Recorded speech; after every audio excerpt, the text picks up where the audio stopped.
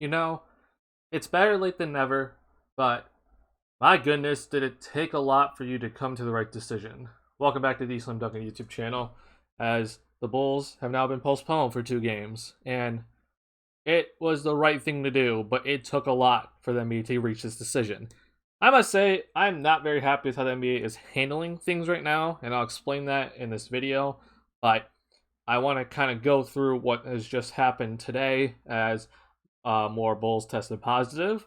We're going to go through kind of the timeline here a little bit in the last couple days, and due to the most recent positive tests, the NBA has suspended or postponed the Bulls Pistons game, which is supposed to happen tomorrow, and the Bulls Raptors game on Thursday in Toronto. So finally, good job by the NBA to do this, but I have to say I'm not happy that it took this long to get here. But to recap, what's been happening? It was announced today at 12:33 Central Time that the Bulls have been postponed for their game against the Pistons on Tuesday at the United Center and the game against the Raptors on Thursday in Toronto. And this is something that's been being called for by a lot of people, not just fans, but also a bunch of journalists, other people in the NBA. Even the Bulls organization themselves had called the NBA to try to get them to stop the games, but it took the Chicago Department of Public Health to talk to the NBA, and then the NBA is like, yeah, you know what, this is a good idea. We'll take your opinion into consideration, and yeah, the Bulls won't play. I'm very upset that it took to the Chicago Department of Health to come out and say, yeah, we don't think the Bulls should be playing this week. And that's absurd that you need the Chicago Department of Public Health to actually come out and tell the NBA, yeah, we don't think they should be playing. And then the NBA is like, okay, yeah, that's going to play a part in their decision. That's awful. I have to say, this is flat out awful. But how did we get here? Well, the Bulls already had a bunch of people in COVID protocol. They had 7 people in COVID protocol before the Heat game, and we still played. But after that Heat game, Zach LaVine and Troy Brown Jr. both started in the Heat game, tested positive for COVID, and now they're in COVID protocol. So that raised the number to 9. And then this morning, we get a call that Alize Johnson is also tested positive for COVID. That now has put the Bulls at 10 people in COVID protocol, and now they're at the minimum amount of people available to play a game. According to the NBA rules, you need to have 8 people minimum to be able to play in the game. And the Bulls, counting all the people in COVID protocol, and also Patrick Williams' injury, are now at the very minimum as we currently speak. Now, here's the thing. The Bulls are at the minimum, but as you can see, there is a serious outbreak. And even before this, I'm just like, NBA, you're just going to let this Bulls team that is clearly having a serious outbreak going on to continue playing games and continue facing opponents and potentially risking the opponents of getting COVID. That's absurd. And not only that, the NBA knows that if the Bulls continue to do their thing, have their own practices, meet up for the games, that the rest of the players and the rest of the coaches are eventually just going to get it. That's just how it goes. And we've seen this since December 1st, once Kobe got it, that it just kept going down the line. It seemed like every other day someone tested positive, and it could have been 1 or 2 players, but it just kept going, and eventually it was just going to reach everybody, and the NBA is just like, yeah, we don't care. That's awful, man. I'm not happy with how the NBA has handled this, but because of all the spreading, the NBA and from the Chicago Health Department, they're like, yeah, we're going to postpone these games. So, good job, NBA. You're just a little bit too late, in my opinion. But the Bulls, they are currently at the minimum. And as you can see with Casey Johnson's tweet, Kobe White and Javonte Green can return. So, right now, when we're looking at everything, the Bulls, they're currently at 8 players available, and this includes their two-way players, players that are from the G League, and also Alfonso McKinney, who was signed to a 10-day contract. But the thing is that there is potential for some of the players that first hit COVID protocol to return. So now we're looking at some players potentially returning for the December 19th game instead of looking at Tuesday, and thank goodness. And we're looking at these 4 players to potentially be able to play in that Lakers game. I'm just gonna say this right now, though. I want this to be clear to everybody. Just because someone is, finished their 10 days of isolation doesn't mean that they're going to be available then the next day. So Kobe White, for example, he finished his 10 days of isolation. It is currently the 13th, and he went in COVID protocol December 1st. It was even reported that he's back at the Chicago facility training camp and working on his cardio. But for all the people who don't know, for a person to come back from being in the COVID protocols, you have to go through a cardio test. And you have to pass that cardio test to then be able to come back and play in the games. This happened to Zach LaVine last season. When Zach went into COVID protocol, he didn't come back after 10 days, or he didn't come back on the 11th day. It took him a while. Zach was out for a couple of weeks because he couldn't get through that cardio test. He couldn't pass it. And once he was able to pass it, then he could come back.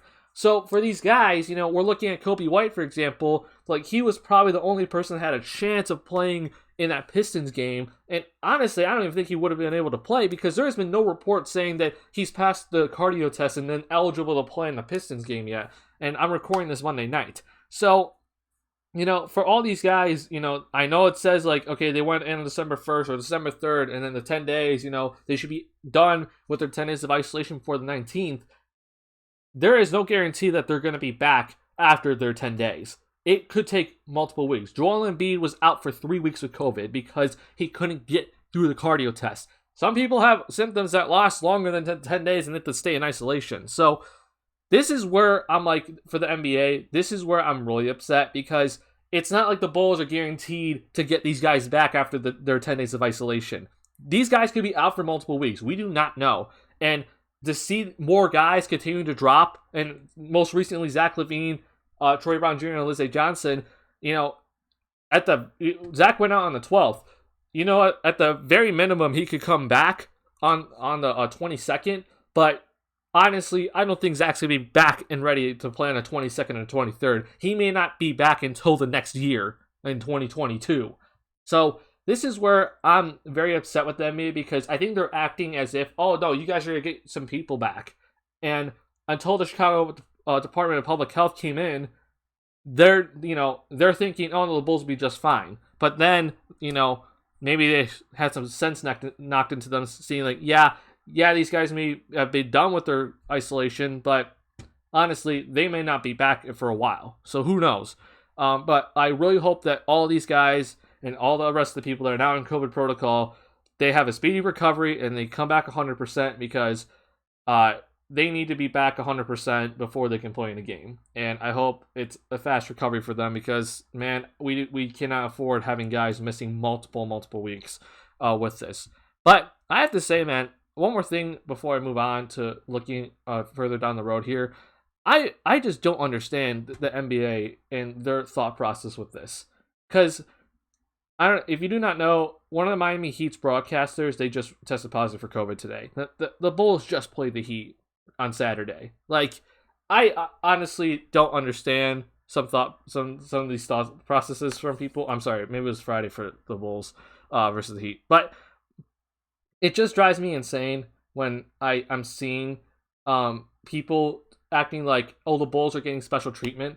I'm going to tell you right now, I guarantee you the Pistons team did not want to come to the United Center and play the Chicago Bulls knowing that there's an outbreak going on in that locker room and within that organization. Not only do the Bulls have 10 players in COVID protocol currently, they also have 2 broadcasters, Stacey King and Bill Wennington. But they also have a bunch of other staff members in COVID protocol right now. So it's not just 10 people, it's more than 10 people. We just keep looking at the player numbers because the NBA is so worried about the minimum amount of players available to play in a game. But honestly, there are more than 10 people having COVID right now in this Bulls organization. And that's what's scary. And, for the Pistons team, they're probably thinking, man, we have to go to the United Center where we know that there's multiple people, not just players, but also staff that have COVID or just had COVID. And it's going around in that organization right now. I don't think they want to go into that locker room or go step inside the United Center at all. Because not only are they thinking like, okay, we could potentially get it, but this could ruin their season. They can have multiple guys go out all of a sudden like the Bulls are having right now, and who knows? And I understand the Pistons are a horrible team right now, so it's, maybe it's good for them that guys are missing games. But, I don't think Pistons fans want Cade Cunningham to miss multiple weeks because of COVID. You know, if I was a Pistons fan, yeah, I want to lose, but I want Cade Cunningham to at least get as many games as possible under his belt, just to have him develop and have playing time. Like, that's, I would not want Cade Cunningham or anybody to miss multiple games because of COVID. That's just awful. So I'm not very happy with how the NBA has handled this. I mentioned in my last video that I would have been shocked if the NBA did postpone games. And honestly, I'm so shocked that they actually did. It seemed like common sense, but, you know, I'm so shocked that they actually did it. It just bothers me that it took to this point. I don't think the Bulls should have played the Heat at all, but they did. I thought the Bulls shouldn't have been just absolutely just shut down once we saw the spread. I mean, even before the Cleveland game, it just honestly made sense. But, you know, better late than never, as I started this video. They did it, and it took them a while. It took some talk from outside the NBA to convince them, but they officially did it. So, moving forward and looking at this Bulls team, as you can see, the Pistons game and the Raptors game, they have been postponed. The Bulls do not play for this entire week, basically, until on Sunday. You're going to see the Bulls take on the Lakers at the United Center, and hopefully a lot more guys are healthy and available. To finish off this video, I want to mention two things. One, the Bulls are currently sitting third in the Eastern Conference standings, and it just really sucks that this is happening right now because, as you can see with kind of some of the upcoming games, like, you know, these are some easier teams than what we had to face early on. Not only that, the Bulls had a really, really tough schedule in terms of scheduling and, like, having multiple games, back-to-backs, 4 games in 5 nights.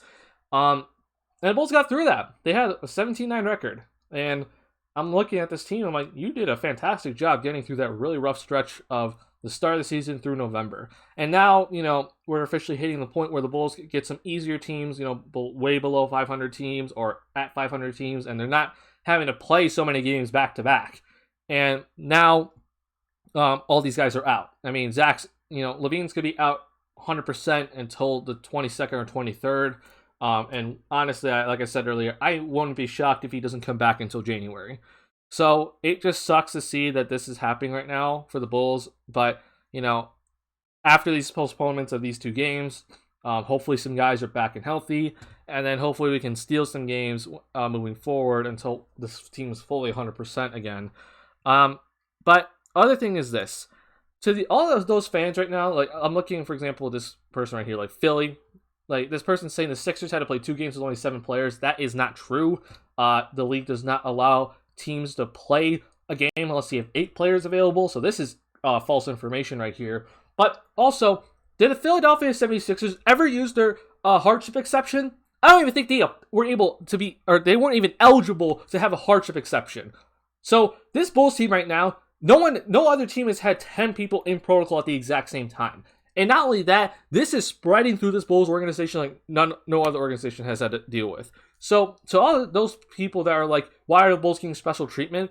I guarantee you, if this was the Lakers or this was the Knicks, that it would be called off immediately. It wouldn't be a discussion about postponing these games. But instead, you know, it's the Chicago Bulls and the NBA is just like, no, keep going. And to all these people that are like, oh, we had less. No, you did not have less. This has never been recorded ever in history right here. That is not true. Not only that, you did not sign any guys to your hardship exception, and then had that guy that you signed to the hardship exception go out with COVID after that. You did not have that at all. So don't say that the Bulls are getting special treatment. They're going through much worse stuff right now than your basketball team. And I think it's absolutely horrible that you think that this Bulls team should continue to go through, because let's say we face your team, and then all your guys go out because we had COVID, but the NBA forced the Bulls to play your team on whatever night, and then all of a sudden you guys go out with COVID. I don't want to hear you complaining at all that, oh, why are the Bulls complaining, or why are Bulls fans complaining, or why did this Bulls team get special treatment? Don't complain at all. I'm very upset with how people are reacting to this. So hopefully this Bulls team gets healthy, because that should be the main priority of the NBA and not business and money.